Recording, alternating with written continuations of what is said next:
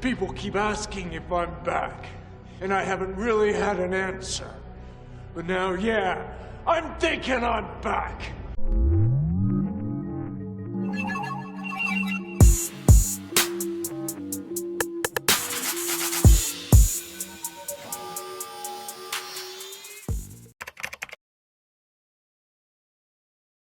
Don't believe me, just watch. Donald Trump announced yesterday he'd be making a major announcement today. That man, whose name I will not say, was wasting everybody's time today because he had a so-called major announcement.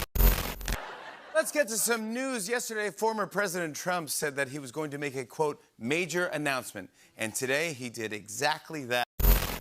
Year's ending on a bit of a bang. What looked like to be a slow news day has suddenly been transformed into a bracing moment of history, and it's all thanks to the former president. You see, yesterday, he posted on his social media site promising a major announcement tomorrow, along with this video. Hello, everyone. This is Donald Trump. Hopefully your favorite president of all time, better than Lincoln, better than Washington, with an important announcement to make. I'm doing my first official Donald J. Trump NFT collection right here and right now. They're called Trump Digital Trading Cards. No one knew what this major announcement was going to be, but there was a lot of actual speculation. Would he announce a long-shot bid to become Speaker of the House? Would he announce his intended running mate? And just to be clear, that was real. We did not make it up. Is he doing cameo calls too? Like it felt like he was poor rounding up. Donald. He needs money for his legal fees. That is so not funny. This is the least dignified attempt at post-presidential merchandising since the launch of Tickle Me Truman. I mean, he was already disgraced. Oh, my God. But this is so disgraceful and embarrassing. He's Zooming with people. He's Zooming, and he's selling, like, NFT digital Action cards. sports cards. And the thing is, it just goes to show you what a horrible business person he is, because NFTs are at their lowest in history. Which got everybody going. It's like, what's he gonna do? Is he backing out of the race? Is he suing the Statue of Liberty? Who knows? And there was a lot of speculations online. Some thought maybe he was returning to Twitter, or releasing the files on JFK, or endorsing Ron DeSantis, choosing a running mate, starting his own political party, running for Speaker of the House. Honestly, I had several people text me when this came out, and they're like, is this real? It Like, they looks thought for fake. sure it was Looks like fake. an SNL. It looks like a 3 a.m. infomercial you'd wake up to. It's like, buy gold. It's so, you know what would really raise money? If he would autograph those nuclear codes that he stole. It's You could pretty have dinner with him, embarrassing. Joy, Listen, for I've had dinner with him, okay? Once is enough. Okay, so I gotta tell you, for the longest time, I thought NFT meant no freaking tacos. Meet Susan, an aspiring painter. She wishes to conduct an online painting exhibition for all her digital artworks. However, as the exhibition is online, she is worried that her paintings won't be secure, as anyone could easily forge or replicate them. Her friend Mark came to her rescue with an idea of NFT. He suggested that Susan could buy NFTs for all her paintings, as NFTs are trustworthy, easily transferable, and will also maintain her ownership rights on her artworks. Susan had no idea what NFTs were, so Mark stepped ahead and explained it to her. NFTs turn your digital assets into one of a kind by creating a unique digital signature, which defines the ownership of your assets, and that can be bought and sold for real money, cryptocurrency, or any other asset, like a non-fungible token, aka NFT. Non-fungible tokens means that they are not interchangeable, and each of them represents unique assets owned by a specific person. On the other hand, fungible tokens are interchangeable and can be divided into smaller units to form the same value. For example, a $100 bill is fungible, as you can exchange it with 5 $20 bills or 2 $50 bills. But the painting of the Last Supper is non-fungible, as it cannot be generated in bulk. Even if it is copied, it will not be authentic. Each NFT contains distinguishable information like who owns the digital asset and who sold it, making them distinct and easily verifiable. As it is impossible to forge such a certificate, it will secure her painting's originality. After learning what NFT is, Susan was curious to know how exactly NFT works. NFT basically creates a blockchain-based digital certificate for your digital collectibles, including games, music, art, and many more. This certificate gives your artwork a unique identity. The underlying technology and the programming language used by NFTs are the same as other cryptocurrencies, such as blockchain and the programming language Ethash or Script. NFT majorly exists on Ethereum blockchain, a distributed public ledger that records all the transactions. However, NFT is quite different from these cryptocurrencies. Bitcoin and Ethereum are fungible tokens, which means if you trade Bitcoin or Ethereum for one another, you will have the same value or item in return, basically money. On the other hand, NFT is a unique token. Therefore, if you try to trade it, you may end up with something completely different in your hands. CryptoPunks is a remarkable example of NFT. It enables you to buy, sell, and store 10,000 collectibles with the proof of ownership being stored on the Ethereum blockchain. After exploring how NFTs work, Susan was convinced and bought NFTs for all her paintings. Due to this, her artworks were secured from any kind of forgery and also gave her artworks a particular value. This contributed to increased sales too, as everyone was easily able to buy the artwork without any fear. All in all, her exhibition was a complete success.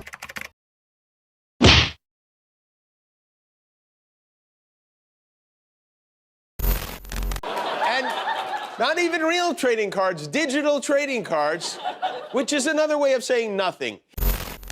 That is his major announcement. Many thought it would be political. Many thought it would be about maybe creating a new party. I mean, there was so much speculation on this. But it's not that. It's a digital trading card. It's literally Cards Against Humanity. Few moments later.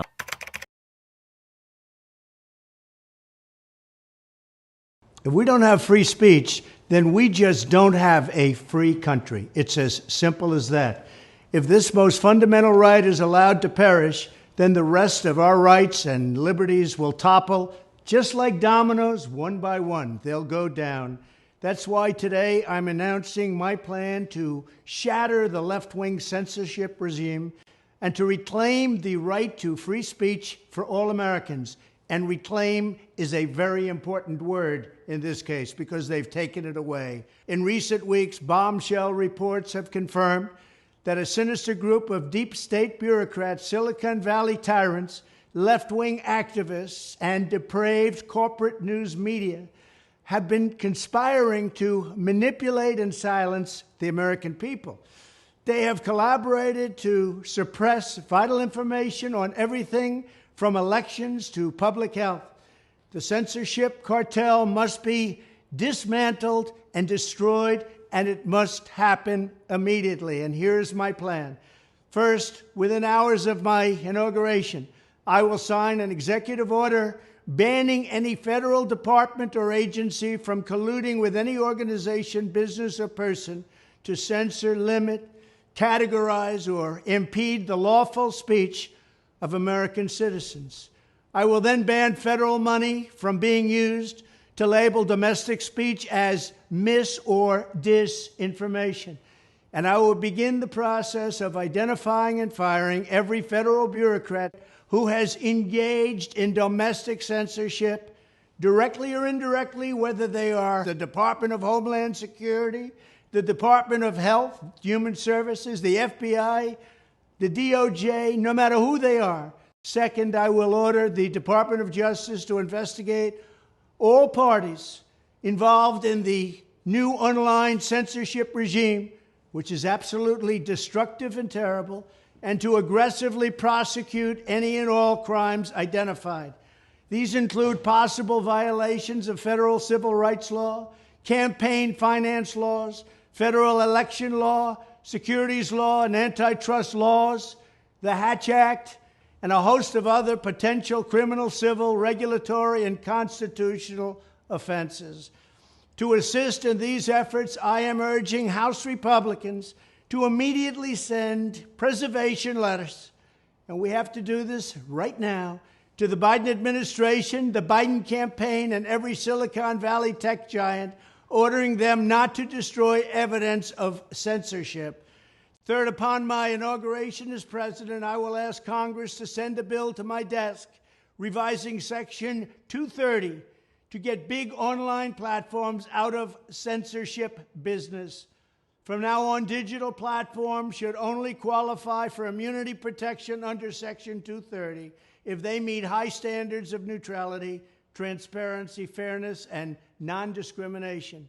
We should require these platforms to increase their efforts to take down unlawful content such as child exploitation and promoting terrorism, while dramatically curtailing their power to arbitrarily restrict lawful speech.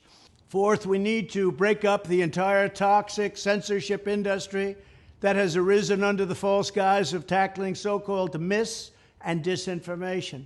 The federal government should immediately stop funding all nonprofits and academic programs that support this authoritarian project. If any U.S. university is discovered to have engaged in censorship activities or election interferences in the past, such as flagging social media content for removal of blacklisting, those universities should lose federal research dollars and federal student loan support for a period of 5 years and maybe more. We should also enact new laws laying out clear criminal penalties for federal bureaucrats who partner with private entities to do an end run around the Constitution and deprive Americans of their First, Fourth, and Fifth Amendment rights. In other words, deprive them of their vote. And once you lose those elections, and once you lose your borders like we have, you no longer have a country. Furthermore, to confront the problems of major platforms being infiltrated by legions of former deep staters and intelligence officials, there should be a 7-year cooling-off period before any employee of the FBI, CIA, NSA, DNI, DHS, or DOD is allowed to take a job at a company possessing vast quantities of U.S. user data. Fifth, the time has finally come for Congress to pass a digital Bill of Rights. This should include a right to digital due process. In other words, government officials should need a court order to take down online content, not send information requests such as the FBI was sending to Twitter.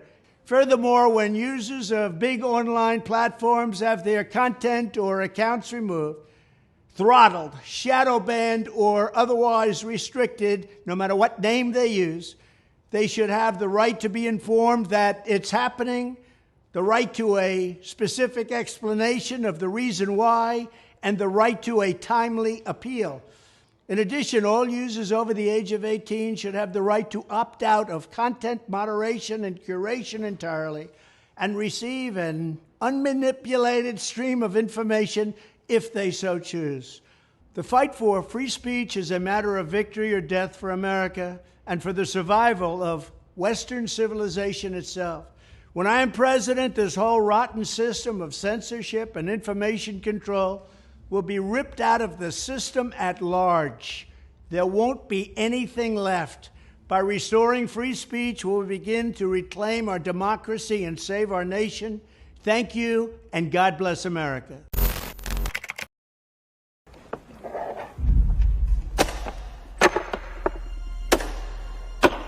There it is!